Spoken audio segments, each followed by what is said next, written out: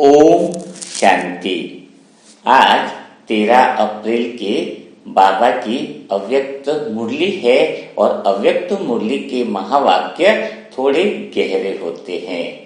वैसे आज बाबा ने पूरी मुरली के अंदर वैराग्य वृत्ति के ऊपर विशेष अटेंशन दिलाया है और वैराग्य वृत्ति को अपनाकर हमें मुक्ति धाम के गेट खोलने हैं। तो आज हम इसी बात पर विचार सागर मंथन करेंगे। तो वैराग्य वृत्ति का तो सिंपल सा लॉजिक होता है, जो हमारा मन या तो दो तरफ आकर्षित हो सकता है।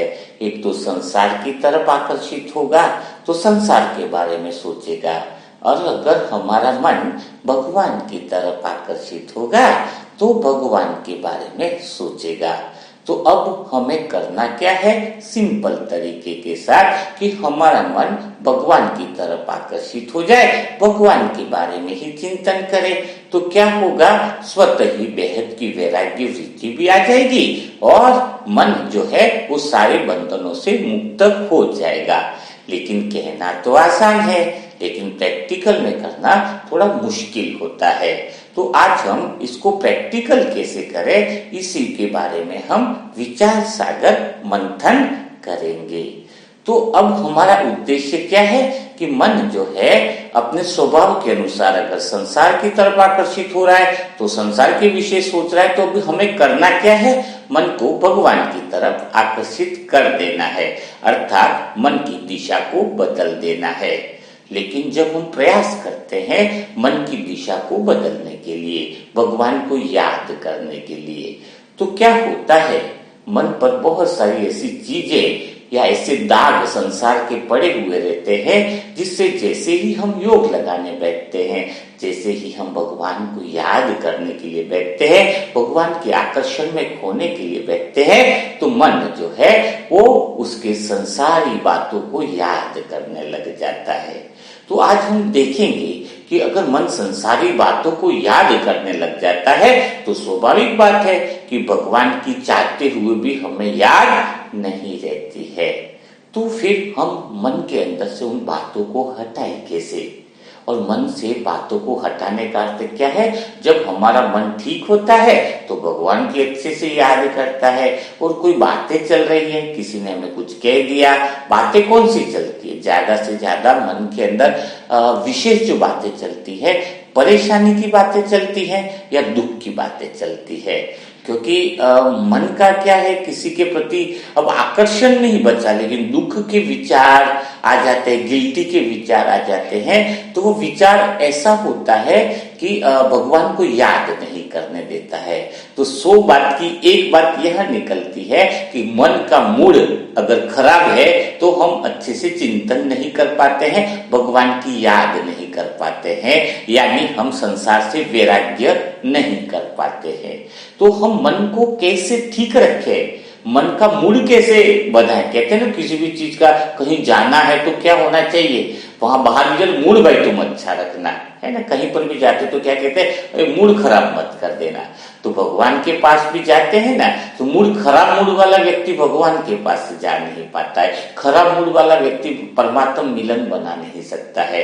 अरे भगवान के घर पे जा रहे हैं तो मूड कैसा होना चाहिए, मूड ऐसा आनंददायक होना चाहिए, मूड ऐसा होना चाहिए कि अंदर ऐसा रोम रोम में लगे कि मैं किससे मिलने जा रहा हूँ। योग मन क्या है, ये परमात्मा मिलन ही तो है कि मैं परमात्मा से मिलने जा रहा हूँ। तो हमारा मूड जो है वो कैसा होना चाहिए, बहुत उमंग उत्साह वाला होना चाहिए। लेकिन मन का जो मूड है वो खराब हो जाता है, तो उसको ठीक कैसे रखे, उसके बारे में थोड़ा सा हम चिंतन करते हैं। तो मूड बिल्कुल ठीक रखा जा सकता है, इतनी कोई बड़ी मुश्किल बात नहीं है। तो मन के मूड को ठीक रखने के लिए आज सबसे पहला संकल्प आपको करना है। क्या करना है कि मेरा मूड मेरे हाथ में है, यानी रेगुलर 30 दिन तक आपको ये संकल्प करना है। क्या संकल्प करना है कि मेरा मूड मेरे हाथ में है। आप बोलोगे इस संकल्प करने से फायदा क्या होगा, फायदा बहुत कुछ होता है। क्या फायदा होगा, इस बात को पहले समझते हैं। आप स्वयं से जो भी बातें करते हो ना, स्वसंवाद कहते हैं इसको। आप स्वयं से जैसी जिस भावना से बात करते हो वही भाव के रूप में आप बन जाते हो। यानी आपके स्वयं के प्रति ऐसी भावना है कि मेरा मूड तो खराब ही होता रहता है, तो देखो आप बन गए ना छोटी छोटी बातों में मूड खराब वाले व्यक्ति। आपने बोला कि मेरी गरीबी तो जाती नहीं है, लो बन गए ना गरीबी। मेरी बीमारी तो जाती नहीं, तो लो बीमारी भी नहीं जाती है। तो हम जैसे ही भावना, जो भावना हम स्वयं के प्रति रखेंगे वही भाव हमारा प्रत्यक्ष रूप में हो जाता है। तो आज से पहला 2 संकल्प करना चालू करो, फिर हम आगे बढ़ेंगे। डायरी लेकर के मुरली मनन चिंतन में बैठना चाहिए। तो क्या बताया आपको? पहला भाव रखना है कि मेरा स्वभाव मेरे हाथ में, मेरी मुट्ठी में, हाथ में भी क्या, मेरा स्वभाव मेरी मुट्ठी में है। और दूसरी बात क्या बताई कि स्वयं ऊंचे से ऊंचे भगवान की यानी सबसे बड़ी शक्ति मेरे लिए काम कर रही है ना। जो भगवान इतना ऊंचे तो ऊंचा है, यानी आपके साथ कौन सी शक्ति काम कर रही है, आप समझ रहे हो? आपके साथ कम काम करिए, दुनिया की सबसे ऊंचे से ऊंची शक्ति आपके साथ काम कर रही है। इस 2 बातों से आपके जीवन में मन का मूड सदा ठीक रहेगा।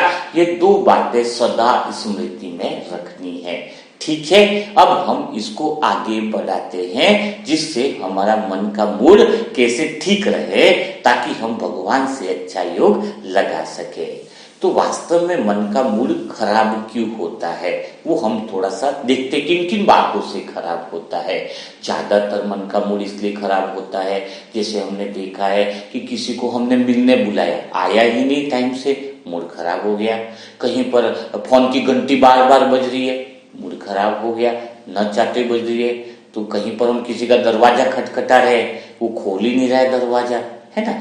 तो ये छोटी छोटी बातें क्या हो रही है, किसी ने आया फैन बंद कर दिया और हमें तो फैन चालू चाहिए था। तो क्या होता है, इन छोटी लिफ्ट के लिए हम खड़े हैं, ऊपर से लिफ्ट आ ही नहीं रही है, इंतजार करना पड़ रहा है। तो ये छोटी छोटी बातें जो है वो पहले हमारा मूड खराब करती है। पहले हम छोटी बातों पर आते हैं, तो उस समय हमें क्या करना है, उस समय फिर से आप डायरी में लिख सकते हो तो ज्यादा अच्छा रहेगा। तो पहला आपके अंदर मन के लिए ये बात हमेशा होनी चाहिए, ताकि आपका मन ठीक रहे कि जैसे ही ये घटना घटे, जैसे लिफ्ट नहीं आ रही है, तो उस समय हमें क्या बोलना होगा।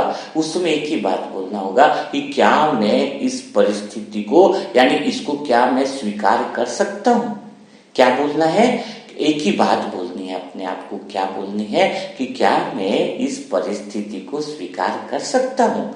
बिल्कुल, तो आपको लगेगा अंदर से ऑटोमेटिकली आवाज आएगी, हाँ बिल्कुल, यस, क्यों नहीं। जैसे थोड़ी देर इंतजार करना पड़ा है तो ठीक है, कोई बात नहीं, मैं क्या इस परिस्थिति को स्वीकार कर सकता हूँ। इन छोटी छोटी घटनाओं के अंदर आपको यही बात बोलनी है। धीरे धीरे 2-4 दिन 10 दिन जैसे ही आप प्रैक्टिस करोगे, आपका मन स्वतः ही इन छोटी छोटी परिस्थितियों को क्या करने लग जाएगा, स्वीकार करने लग जाएगा। तो फिर आपके छोटी सी चीज से झगड़ा नहीं बढ़ेगा, छोटी सी चीज से मन की हलचल नहीं होगी, आपकी मन की शक्ति भी बर्बाद नहीं होती है। नहीं तो एक तरफ से तो योग कर रहे हैं, लेकिन पानी की टंकी में तो छेद है, पानी निकलता जा रहा है। तो इन छोटी छोटी बातों से हमारी शक्ति बहुत ज्यादा बिगड़ती है। तो आज से यह प्रयोग पहला करना है कि क्या मैं इसको स्वीकार कर सकता हूँ। दूसरी बात क्या रखनी है कि जैसे ही कोई छोटी मोटी समस्या आ जाती है, छोटा मोटा आपको विघ्न लगता है, तो आपका मूड क्या हो जाता है, आपका मूड खराब हो जाता है। ठीक है ना, छोटी मोटी कोई बातें आ गई, कोई परेशानी, तो उस समय आपको क्या करना है, ये संसार को, यानी वो समस्या को, संसार को कैसे समझना, एक सांप सीढ़ी की तरह।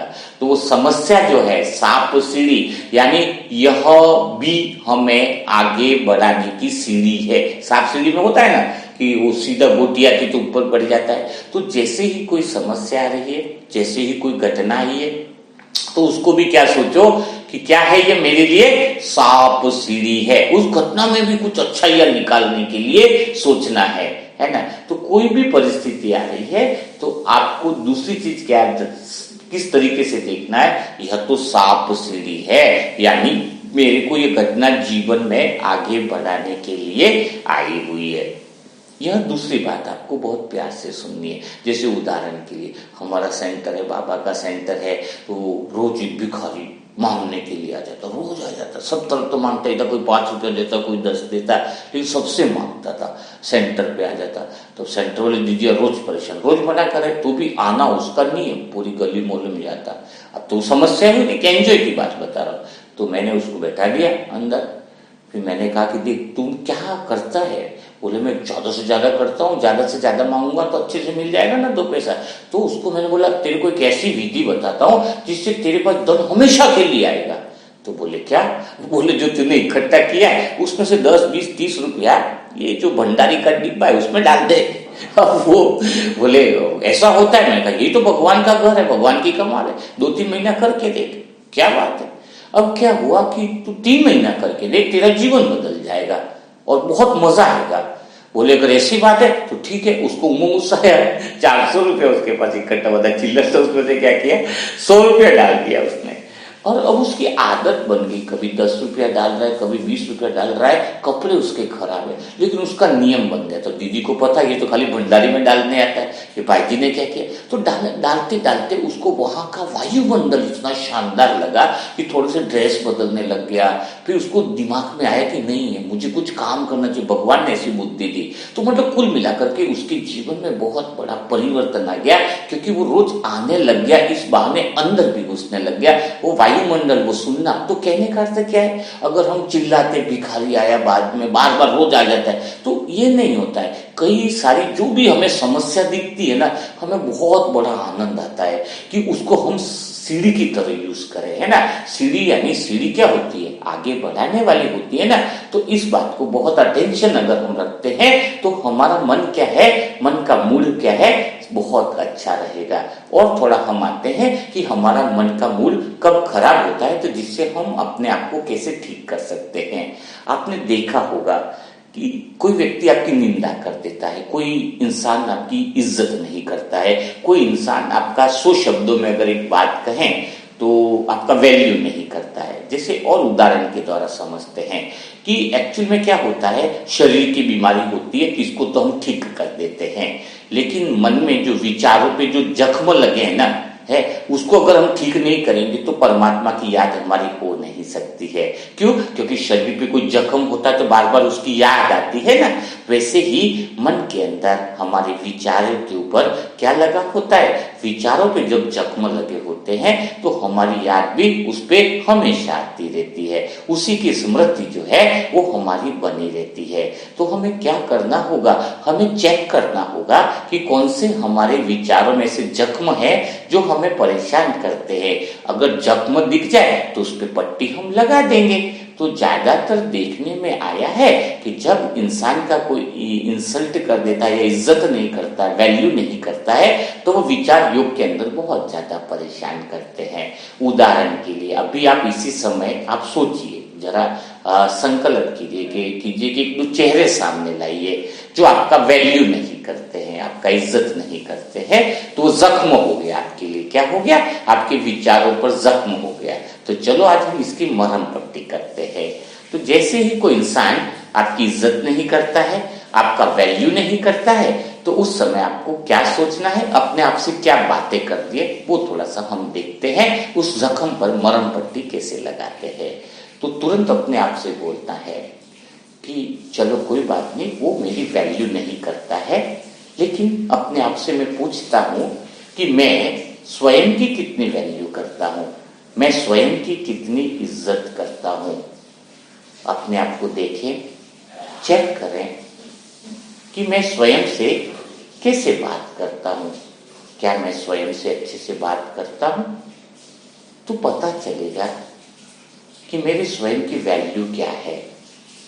एक्चुअल में उसने जो मेरी इज्जत नहीं करी, मेरी वैल्यू नहीं करी, वो वास्तव में वो घटना ये दिखाना चाह रहा है, वो मेरे स्वयं की तरफ आकर्षित कर रहा है, मेरे स्व का दर्शन करा रहा है कि मेरे स्वयं की वैल्यू को भी मैं देखूं।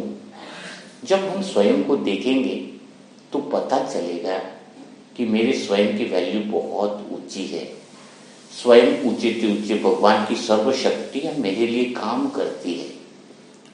मैं कोई साधारण आत्मा नहीं हूं, मैं हीरा हूं, हीरा। और जो आत्मा हीरे के रूप में होती है ना, हीरे को सभी लोग नहीं परख सकते हैं। हीरे की परख तो सिर्फ जौहरी ही कर सकता है ना। तो स्वयं से जब मैं बात करूं तो ये पता चलता है कि मेरी वैल्यू बहुत ज्यादा है, जिस पर स्वयं ऊंचे से ऊंचे भगवान की नजर है। मैं आत्मा ऊंचे से ऊंचे भगवान का कार्य कर रही हूं, तो भला ये साधारण लोग मुझे क्या पहचान पाएंगे, है ना। फिर हमें देखना है कि मैं दूसरों की इज्जत कितनी करता हूं, दूसरे को मैं कितना वैल्यू देता हूं। मैं आत्मा दूसरे के साथ कितना प्रेम से व्यवहार करती हूं, यह मुझे चेक करता है। तो जब हम ऐसा स्वचिंतन करते हैं तो स्वतः ही हमारे क्या हो जाता है कि हमें जो इज्जत नहीं दे रहा है उसकी बातें हमारे दिल से निकल जाएंगी। तो जब हम स्वयं को वैल्यू देंगे, स्वयं की इज्जत करेंगे, स्वयं से अपने आप से स्वसंवाद करेंगे कि मेरी अपनी नजर में क्या वैल्यू है, तो हमारा स्वचिंतन बढ़ेगा। हमारा ध्यान, हमारा अटेंशन इस बात पे रहेगा कि हमें स्वयं की वैल्यू को और बढ़ाना है, कम नहीं करना है। जितना जितना आप स्वयं को देखोगे, स्वयं की स्वचिंतन चलेगा, आपको स्वयं की वैल्यू का पता चलेगा, क्योंकि आप स्वयं के निकट पहुंचोगे, है ना। तो स्वतः ही आपके जो मन के अंदर जो जख्म देने वाले विचार दूसरों के जो आ रहे हैं, वो स्वतः ही आपके क्या हो जाएंगे, स्वतः ही खत्म हो जाएंगे, है ना। तो आज से आपको कौन सा अभ्यास करना है, यही आपको अभ्यास करना है कि अपना स्व की तरफ अटेंशन जाए। और जो भी शिकायतें आए हैं ना, जब भी आपको लगे कि मुझसे कोई प्यार नहीं करता है, तो मन जब भी शिकायत करे तो स्वयं से पूछो है कि मैं स्वयं से कितना प्यार से बात करता हूँ, है ना, और औरों से मैं कितना प्यार से बात करता हूँ। तो जब इस तरह की बातें स्वयं से बात करेंगे तो स्वमान बढ़ेगा, सेल्फ रेस्पेक्ट बढ़ेगा, है ना। और जब इंसान के अंदर सेल्फ रेस्पेक्ट बढ़ता है, स्वमान बढ़ता है, तो मन का मूड क्या रहता है, सदा एक रस रहता है। अगर आप भगवान से बातें करना चाहते हो तो स्व संवाद यानी स्वयं से स्वयं की वैल्यू क्या है इसके बारे में रोज करीबन आधा 1 घंटा बात करनी चाहिए। अगर रोज आप स्वयं की वैल्यू और कीमत को जान पाओगे कि वास्तव में आप दुनिया की नायाब हीरा हो, 700 करोड़ आत्माओं में भगवान ने आपको चुना है। यानी भगवान कहता है कि लास्ट वाली भी जो आत्मा हो, जो मेरा बाबा बोलती है, उसमें भी कोई न कोई बहुत अच्छी विशेषता भरी पड़ी है, जिसके कारण ही भगवान ने आपको चुना है। तो इस तरीके से आपको स्वयं की चेकिंग करनी है, ठीक है। तो आपका मूड क्या रहेगा, बहुत अच्छा रहेगा। अब हम और थोड़ी सी बातें करते हैं कि किन किन वजह से हमारा मूड और खराब हो जाता है। तो जैसे हमारा मूड खराब होता है वस्तुओं से, एक तो होता है वस्तुओं की वजह से होता है, दूसरा होता है व्यक्तियों की वजह से होता है, तीसरा होता है व्यापारी में ऊपर नीचे कोई बात हो गई, है ना, धन दौलत में ऊपर नीचे बात हो गई तो हमारा मूड अपसेट होता है। और चौथा जो मूड खराब होता है वो होता है हमारी बीमारी के कारण हमारा मूड जो है वो खराब होता है। तो जैसे वस्तु के कारण हमारा कोई मूड खराब होना, यानी अचानक कोई चीज खराब हो गई, फ्रिज खराब हो गया, वॉशिंग मशीन खराब हो गई, तो हमारा मूड क्या हो जाता है, एकदम से चेंज हो जाता है। और उसी समय फिर आप योग करने के लिए जा रहे हो तो फिर आपका योग कैसे लगेगा। मैंने बताया ना, भगवान के घर पे जा रहे हैं तो मूड तो ठीक करके लेके जाए ना, तो कितना बहुत अच्छे से पावर मिलेगा, आप देहपान से बाहर निकल जाएंगे। तो एक्चुअली में बाहर प्रॉब्लम होती नहीं है। उदाहरण के लिए, वस्तु के लिए, जैसे कि अभी एक व्यक्ति है 10 जगह मेडिकल पे घूम गया, 15-20 पे, लेकिन उसको सारी दवाइयां मिल गई डॉक्टर ने जो लिखी थी, और एक दवाई ऐसी थी कि उसको मिली ही नहीं, परेशान हो गया। और फिर बाद में बड़ी क्यू लगा के डॉक्टर के पास गया और बोला कि सारी दवाइयां मिल गई है, लेकिन ये लास्ट वाली जो दवाई है वो मिल ही नहीं रही है। तो डॉक्टर ने कहा ये लास्ट वाली दवाई नहीं है, वो तो मेरा पेन चल नहीं रहा था तो मैंने लिखा, ट्रायल किया था कि पेन चले। तो वो दवाई नहीं है, वो कुछ ऐसा ही मैंने ट्रायल किया था। अब देखो 10 मेडिकल वालों ने उसको क्या बोला कि ये दवाई नहीं, और एक मेडिकल वाले ने तो ये भी कह दिया कि मैं अगले हफ्ते मंगवा लूंगा। तो जब हमें पता चलता है कि समस्या एक्चुअली है ही नहीं, है ना, तो हम बहुत ज्यादा परेशान हो जाते हैं ऐसे मूड में। तो हमें हर बात को बहुत गहराई से और अवेयरनेस रखनी है, तो हमारा मूड बहुत ज्यादा ठीक रहेगा। अवेयरनेस का अर्थ होता है कि हमें वाद विवाद में न जाकर के किस में जाना है? धन्यवाद के अंदर जाना है। क्या? वाद विवाद में नहीं जाना है। जो व्यक्ति वाद विवाद में जाता जाएगा उसका मूड जो है वो सदा ही खराब रहता है।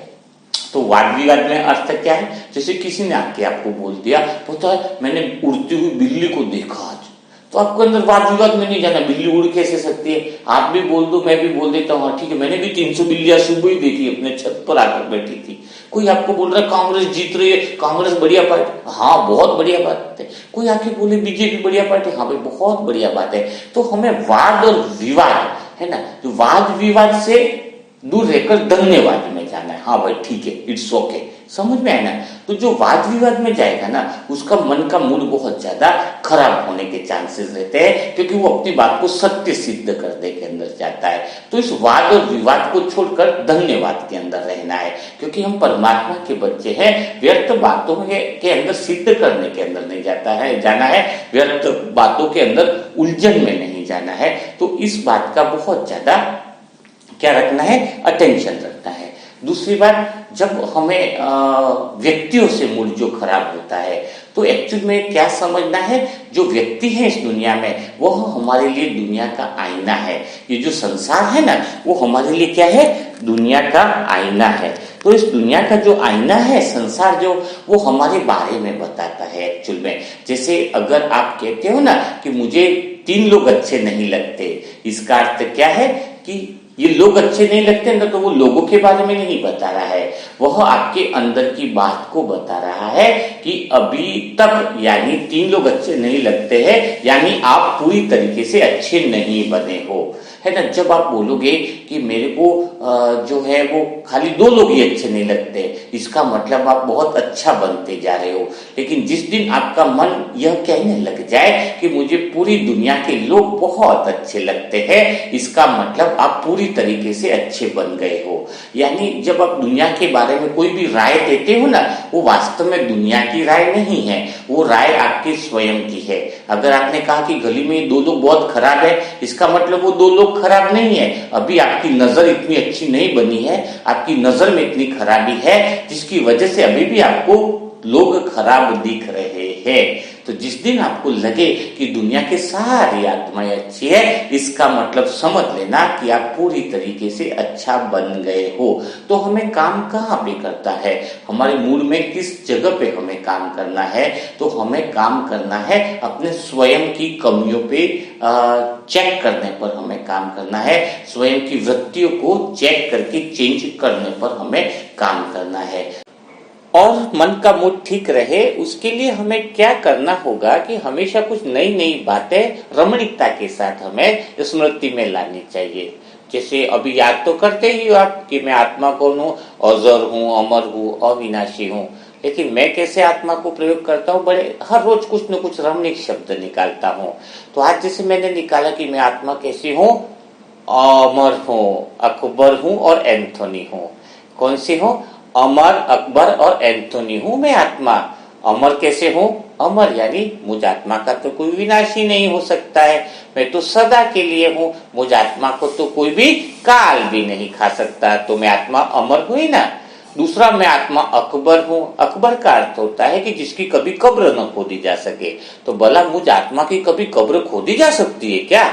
इसीलिए मैं अकबर हूं, जिसकी कभी कब्र न खोदी जा सके। तो नया स्मृति है ना कि मैं आत्मा कौन हूँ, अकबर हूँ। कितना नशा चढ़ता है जब मैं इस बात को सुनता हूँ, जब मैं इस बात को अनुभव करता हूँ। फिर मैं आत्मा कौन हूँ? एंथोनी हूँ। एंथोनी यानी जिसका कभी अंत न हो सके। इसको कहते हैं कि आत्मा अजर अमर और अविनाशी है, यानी मैं आत्मा कैसी हूँ, एंथोनी, यानी मुझ आत्मा का कभी अंत नहीं हो सकता है। मुझ आत्मा का जब अंत नहीं हो सकता है तो सोचो मेरा मूड कितना अच्छा रहेगा, मैं सदा के लिए आनंदित रहूंगी। तो 3 शब्द मुझे, अमर, अकबर और एंथोनी, इस बात को मैंने कैसे चेंज कर दिया। यानी मैं ये शब्द कैसे लिए कि जब मैं आत्मा किसी के घर पे गई तो टीवी चल रही थी, वहां पे ये मूवी चल रही थी अमर, अकबर, एंथोनी, तो मैं सोचूं कि टीवी की आवाज चल रही है, टीवी की चीजें मुझे संसार में लेके जाएगी। नहीं, मैंने उसी पिक्चर के नाम से अपनी आत्मा को रिलेट कर दिया और मुझे और नशा चढ़ गया।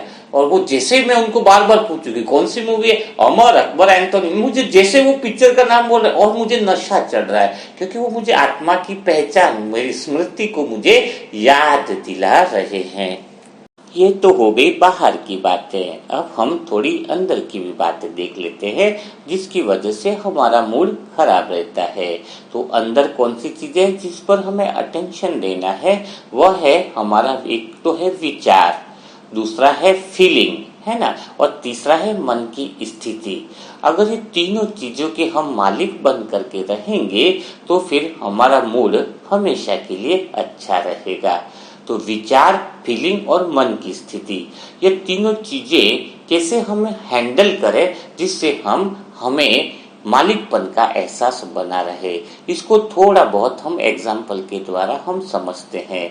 जैसे आपके हाथ में एक पानी का फव्वारा है, ठीक है ना, पानी का स्प्रे है आपके हाथ में, और आपके चारों तरफ राउंड में सभी चीजें घूम रही हैं, कुछ पौधे घूम रहे हैं, और उस पौधे इस तरीके से घूम रहे हैं जिसमें पौधे अच्छे फल वाले भी हैं, कुछ पौधे ऐसे हैं जिनके अंदर कांटा भी लगा हुआ है। तो वैरायटी के पौधे आपके चारों तरफ घूम रहे हैं। अब आपके हाथ में पानी का स्प्रे है, तो क्या करना है, अब आप चाहो तो फूल वाले जो अच्छे पौधे हैं उसको स्प्रे करो ताकि वो और ज्यादा खुशबूदार बन जाएंगे, बहुत अच्छे बन जाएंगे। लेकिन जो कांटे वाले हैं जिनका सुधरने का तो कोई चांस है ही नहीं, और वो पूरी जो सुंदरता है उसको बिगाड़ रहे हैं, उसको आप पानी नहीं दे रहे हो। यानी आपके पास चॉइस है कि आप किसको पानी का स्प्रे दो और किसको नहीं दो। वैसे ही हमारा जीवन है, आपके पास जब दुख के विचार आ रहे हैं, कुछ परेशानियों वाले विचार हैं और कुछ अच्छे विचार भी रहते हैं। चॉइस हमारे हाथ में रहती है कि हम किन विचारों को महत्व देते हैं। आप जिन विचारों को महत्व देंगे वही आपके मन में बस जाएंगे। तो हम गलती क्या करते हैं, जो दुख और परेशानी वाले विचार हैं उस पे पानी का स्प्रे ज्यादा छिड़कते हैं, उसको ज्यादा ध्यान देते हैं, उसको ज्यादा महत्व देते हैं, जिसकी वजह से हमारा मन सदा ठीक नहीं रहता है। अगर कोई आत्मा यह दृढ़ निश्चय कर ले कि मुझे कुछ नया काम करना है, कुछ मुझे क्रिएटिविटी करनी है, कुछ नए काम में बिजी रहना है, तो मन क्या करेगा, जब क्रिएटिविटी में बिजी रहेगा और उसका अटेंशन रहेगा कि मुझे सिर्फ काम के और महत्व के जो विचार है उसी की तरफ ध्यान देना है, उसी को पानी से सींचना है, उसी की तरफ अटेंशन रखना है, तो क्या होगा, मन शक्तिशाली हो जाएगा। उसका जो फीलिंग है वह बदलने लग जाएगी, उसके मन की स्थिति भी बदलने लग जाएगी, विचार भी उसके बदलने लग जाएंगे। लेकिन इसके लिए बहुत यह देखना आवश्यक है कि हमारे लिए कौन से महत्व के विचार है। जो महत्व के विचार नहीं है, जैसे कोई दुख देने वाला है, किसी वजह से कोई घटना घटित हो गई, तो उन विचारों को आपको खत्म नहीं करना है। आप अगर उसको अटेंशन दोगे, मुझे इन विचारों को खत्म करना है, कैसे करूं, क्या करूं, अगर इसी तरह का चिंतन चलेगा तो भी वो विचार आपसे चिपक जाएंगे। खाली आपको क्या करना है, जैसे कुछ पौधे उनको पानी नहीं देंगे तो पौधे ऑटोमेटिक मुरझा जाएंगे और ऑटोमेटिकली खत्म हो जाएंगे। खाली आपको क्या करना है, उन विचारों को हटाना नहीं, बल्कि क्या करना है कि उनको महत्व ही नहीं देना, उसके बारे में चिंतन नहीं करना है। देखना है कि मेरे लिए काम के विचार कौन से हैं, क्या ये विचार मेरे लिए उपयोगी है, अगर नहीं है तो उसको बस आप अटेंशन मत दो। और इसके लिए अटेंशन कब नहीं दोगे, जब आप किसी क्रिएटिविटी, कुछ नए काम के अंदर बिजी होंगे, तो सबसे मेन बात हो गई कि आप आज से अटेंशन रखो कि हमें अपने मन को बिजी रखना है, और मन को बिजी रखने के लिए अच्छी क्रिएटिविटी करनी है। और इस क्रिएटिविटी को करने के लिए हमने क्या किया हुआ है, मनसा सेवा का काम चालू कर रखा है, यानी दुआएं देने का काम। उसके अंदर क्या होता है कि आप पौधे की तरह, यानी कहते हैं ना, उन विचारों को ही सींचते हो जो आपके लिए बहुत ज्यादा फायदेमंद है। अगर कोई व्यक्ति, जैसे क्या होता है, रात का समय है ना, अभी थोड़ा एग्जांपल देना चाहूंगा मैं आपको। रात का समय में जैसे अगर लाइट बंद है तो अंधेरा क्यों होता है, क्योंकि अपने मस्तिष्क से एक न्यूरॉन्स, जो एक हार्मोन मेटापोलिन करके जो हार्मोन है वो बाहर निकलता है, तो क्या होता है, हमें नींद स्वतः ही आ जाती है। लेकिन हमने क्या आदत बना रखी है कि लाइट भी बंद करी, मोबाइल देख रहे हैं, तो मोबाइल की स्क्रीन की लाइट है ना, वो शरीर के हार्मोन को बनने नहीं देती है। तो शरीर के जब वो हार्मोन को नहीं बनने देती है तो हमारी नींद पे इफेक्ट आता है, मन का मूड खराब होता है। तो अब हमें उस समय कौन से विचार को महत्व देना है, हमारा यही है कि अगर हमने लाइट बंद करी है तो हमें मोबाइल को नहीं देखना है, कोई ऐसी लाइट की चीजों को नहीं देखना है। अगर आप देखोगे ना तो शरीर से जो हार्मोन, मस्तिष्क से जो हार्मोन बनता है वह बनना कम होता जाएगा और आपकी नींद पर इफेक्ट आएगा। यानी हर चीज के पीछे, यानी जैसे आप मूड खराब होना, यानी क्या हुआ, शरीर से जो सेरोटोनिन एसमिस आता है, जो हार्मोन बनता है ना, तो जिससे हमारा, जब हम तनाव की बातें करते हैं या मूड बार बार खराब करते हैं तो क्या होगा, वो हार्मोन बनेगा ही नहीं, और वो जब हार्मोन नहीं बनेगा तो इंसान टेंशन में आ जाता है। तो डॉक्टर लोग क्या करते हैं, जो डिप्रेशन में जाते हैं, क्या वो मन पे काम करते हैं? नहीं करते। वो गोलियां देते हैं कि जो हार्मोन आपके मन से बनना चाहिए, आपका मूड अच्छा रहने से जो हार्मोन बनता है वो हार्मोन नहीं बन पा रहा है, तो सेरोटोनिन जो हार्मोन होता है उसके लिए मेडिसिन देते हैं, दवाइयां देते हैं कि इससे आपका मूड क्या हो जाएगा, वो हार्मोन बनेगा और आपका शरीर का मूड अच्छा रहेगा। तो मतलब अच्छा लगेगा, कहने का अर्थ क्या है, अच्छा लगेगा। तो हम उस दवाइयों पे फिर हमें निर्भर होना पड़ेगा। तो सोचो, मन का मूड यानी कितनी जबरदस्त बात है कि अगर हम मन को ठीक रखेंगे तो शरीर कितना आनंदमय ही रहेगा, कितना एंजॉय से रहेगा, कितना पावरफुल रहेगा।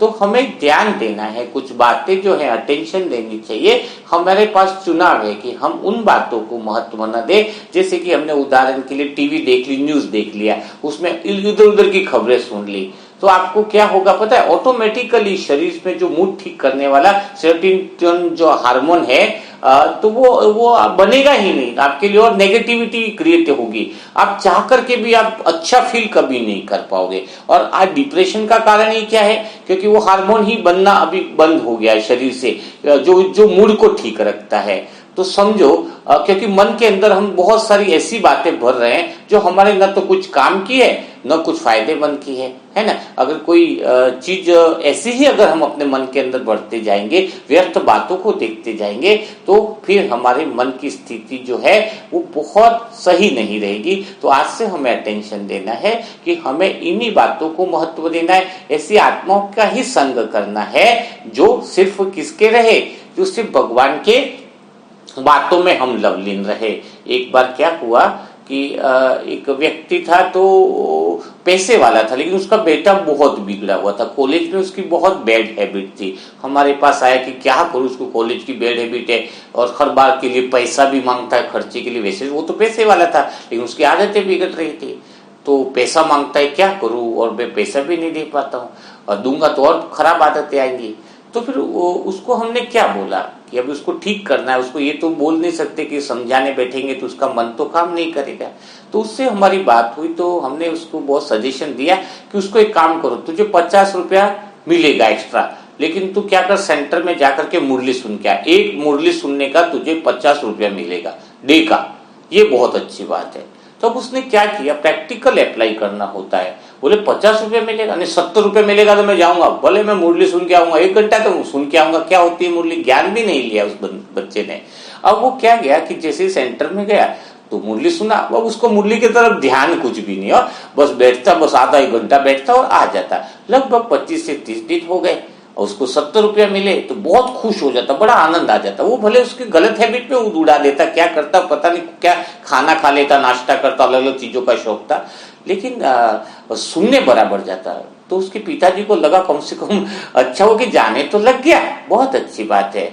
फिर हमने दूसरे महीने उनको बोला कि आप 70 की जगह उसको 150 रुपया देना चालू कर दो, लेकिन अब की बार ये बोलना है कि जो वहां पे सुनाया है वो तुझे यहाँ पर आकर बोलना है। अगर तू बोलना चालू कर देगा कि क्या बताया है, जितना अच्छा बोलेगा उतना तुझे मतलब 150 रुपया देना चालू करेंगे। तो बाप की ट्रिक फिर काम करके उनको अच्छा लग रहा था। अब बच्चे ने सोचा है 150 रुपया मिल रहा है, वैसे भी बैठने के लिए तो आता हूँ, थोड़ा थोड़ा उसको अच्छा भी लगने लग गया, तो क्यों नहीं जो बोलते हैं वो याद कर लो। और इतना परफेक्ट याद करने लग गया कि सारी बोले आज मैंने 10 पॉइंट बताता हूँ कि भगवान ने कहा है कि किसी का बुरा नहीं सोचना है, भगवान ने कहा है कि किसी को दुख नहीं देना है, व्यर्थ तो पैसे नहीं उड़ाने, कोई सारी बातें। लगभग 15-20 दिन हो गए, पापा को बोलता है, मतलब वहां पे लौकिक पिताजी को, कि मतलब अब मुझे पैसे नहीं चाहिए। क्या बोलता है? मुझे पैसे नहीं चाहिए, अब मैं सिर्फ भगवान का बच्चा बन के रहूंगा। तो वो और डर गया उसके पिताजी, सेंटर पे आ गए। वो बोले कि ये तो बोल रहा है कि मैं सेंटर में ही रहूंगा और भगवान का ही बन जाऊंगा, मैंने तो उसको कुछ सुधारने के लिए बोला था, ये तो पूरा ही बदल गया है।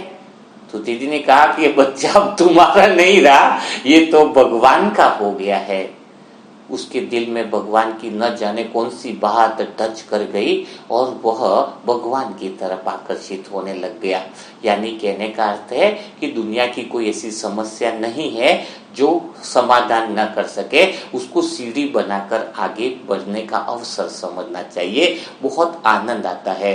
तो देखो एक मतलब वो बच्चा जो दीपक है उनका नाम, वो अब सेंटर तो चलो मधुबन भी गया तो बोलता है कि अब मुझे समर्पित होना है। अब उसके पिताजी के लिए उल्टी समस्या होगी, पहले कहते थे कि सुधरता नहीं है, अब कहते हैं कि आता नहीं है वहां से, है ना। जो भगवान का नशा जिसको चढ़ जाता है, जिसको परमात्मा की खुमारी चढ़ जाती है, जिस पर परमात्मा का रंग चढ़ जाता है, उसका जीवन ही बदल जाता है। तो हमें हमेशा अपना मन को ठीक रखना है, क्योंकि बहुत कम समय बचा है, छोटी छोटी बातों में नहीं जाना है। जैसे किसी खिड़की पर हम टिकट लेते हैं ना, तो कभी न कभी हमारा नंबर भी आ जाता है लाइन में, तो वैसे ही मौत लाइन लगा के खड़ी है, एक के बाद एक नंबर लगता ही जा रहा है। हर दिन हम आगे बढ़ते जा रहे हैं, यानी मौत के करीब आते जा रहे हैं। तो इस मृत्यु से पहले हमें अपने जीवन को सफल बना लेना है, आत्म साक्षात्कार का अनुभव करना है, परमात्म प्रेम का अनुभव करना है।